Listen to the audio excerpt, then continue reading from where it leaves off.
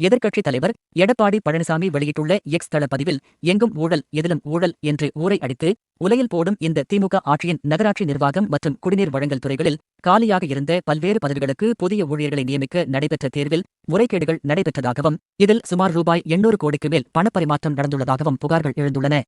தமிழகத்தில் பல்வேறு பகுதிகளில் வருமான வரித்துறையும் அமலாக்கத்துறையும் நடத்திய சோதனைகளின் விளைவாக இந்த ஊழல் கண்டுபிடிக்கப்பட்டதாக தெரிகிறது. வேலை மோசடி, ஜாப் ராக்கெட் முறையில் நடைபெற்ற இந்த ஊழலில் திமுக அரசின் இந்த துறை அமைச்சர் என் நேரு மற்றும் அவரது சகோதரர்களின் நிறுவனங்கள், அதிகாரிகள் இணைந்து வேலைவாய்ப்புக்காக முயற்சித்தவர்களிடம் 25 லட்சம் முதல் 35 லட்சம் வரை லஞ்சம் வசூலித்ததாகவும், அந்த பணத்தை ஒரு சில நிறுவனங்கள் மூலம் சட்டவிரோத பண பரிமாற்றம் செய்யப்பட்டதாகவும் சொல்லப்பட்டுள்ளது.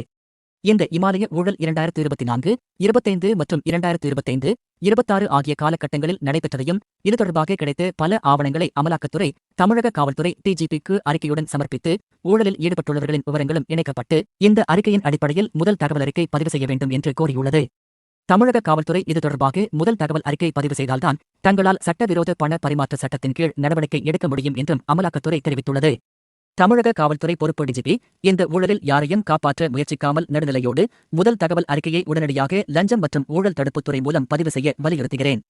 முதலமைச்சர் மு.க. ஸ்டாலின் காவல்துறையின் கைகளை கட்டாமல் இருந்தால் சரி. அரசு பணி என்பது பல்வேறு இளைஞர்களின் கனவு.